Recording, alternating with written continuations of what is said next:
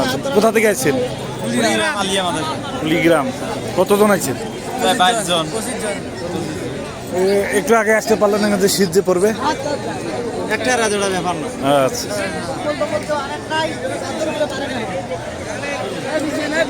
কুড়িগ্রাম থেকে আইছে, অনেক লোক আইছে। আমি বের হয়ে যাই ভাই, তারপর আপনার পিছনে।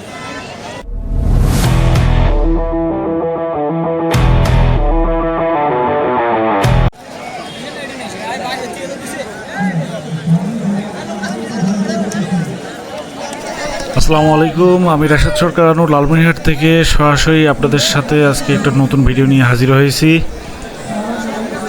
সোহরাওয়ার্দী রেলওয়ে মাঠ লালমনিরহাটে আগামীকাল 18/1/2025 রোজ শনিবার সকাল 10টায় ডক্টর মিজানুর রহমান আজহারি সাহেব তাফসিরুল এক কোরআন মাহফিলে তাহার বয়ান রাখিবেন। কিন্তু একদিন পূর্বেই সন্ধ্যা হতেই লক্ষ লক্ষ মানুষ আজহারি সাহেবের বয়ান শুনতে জমায়েত হয়েছে। আপনারা দেখতে পাচ্ছেন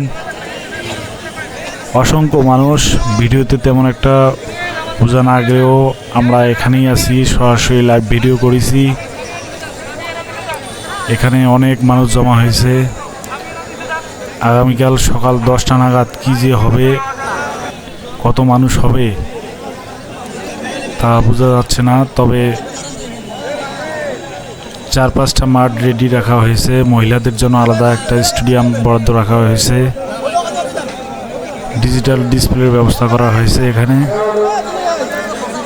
একদিন পূর্বেই আমি আজকে সারাদিন বেশ কয়েকবার মাঠের মধ্যে গিয়েছিলাম, তো খেয়াল করছি দুপুরবেলা থেকেই লোক জমায়েত হতে শুরু করছে। কাঁথা কম্বল যার যার সব ছোটোখাটো জিনিস আছে নিয়ে চলে এসছে। সবার টার্গেট ছিল তাঁবুর মধ্যে জায়গা নিতে, যাতে রাতে শীত পড়ে অনেক। শীতের হাত থেকে রক্ষা পাওয়ার জন্য তাঁবুর নিচে যাওয়ার জন্য অনেক প্রতিযোগিতা শুরু হয়েছিল দিনের মধ্যে। কিন্তু সন্ধ্যা নাগাদ অনেক লোক জমায়েত হয়েছে। বেশিরভাগ লোকেই তাঁবুতে জায়গা হয়নি, সবাই এখন বাইরে তার ছোটোখাটো বেডশিট কম্বল বিছে তারা রাত্রি যাপন করবে। দেখতে পাচ্ছেন ডিজিটাল প্রজেক্টরের ব্যবস্থা করা হয়েছে। লালমনিরহাটের ইতিহাসে এরকম তাফসিরুল কোরআন মাহফিল অনেকে বলছিল আর একবার হয়েছিল, সেটা হলো 1989 সালে দিলওয়ার হোসেন সাইদি সাহেব আসছিলেন, তখন এরকম একটা বড় মাহফিল হয়েছিল। তারপর থেকে দীর্ঘ অনেক বছর পর আগামীকাল হবে মাহফিল ডক্টর মিজানুর রহমান আজহারি। আপনারা দেখতে থাকুন। কোরআন মাহফিলের যে লোকের মধ্যে উচ্ছ্বাস দেখা যাচ্ছে কোরআন মাহফিলের বয়ান শোনার জন্য।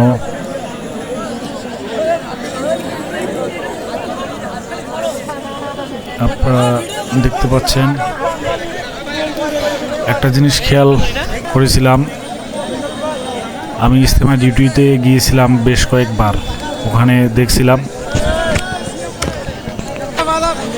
ইজতেমার মধ্যে লোকজন যেরকম করে তাঁবু টেঙ্গে বেডশিট কম্বল বিছায় যেভাবে রাত্রি যাপন করে, দলে দলে লোক গিয়ে সাইডে খাবার দাবার ব্যবস্থা, খিচুড়ি রান্না, ঠিক সেরকমই এখানে দলে দলে লোকজন চলে আইছে। পাশে আবার খেয়াল করলাম অনেকে আবার খিচুড়ি রান্না করতেছে, খিচুড়ির ব্যবস্থা হয়েছে। আয়োজনটা অনেক সুন্দর, আয়োজকদের ধন্যবাদ দিতে হবে। অনেক সুন্দর একটা আয়োজন, সারাদিন ছিলাম আমি, এখন পর্যন্ত আছি। ভিডিওটা সরাসরি করে আমি এখন আপলোড দিব, আপনারা দেখতে পাবেন। ধন্যবাদ আপনাদের, ভালো থাকবেন। কতজন আছেন? প্রায় 22 জন। একটু আগে আসতে পারলেন না যে শীত যে পড়বে? একটা রাজোড়া ব্যাপার না। আচ্ছা,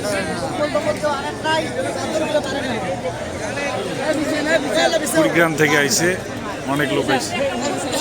আমি বের হয়ে যাই ভাই, তারপর আপনার পিছনে।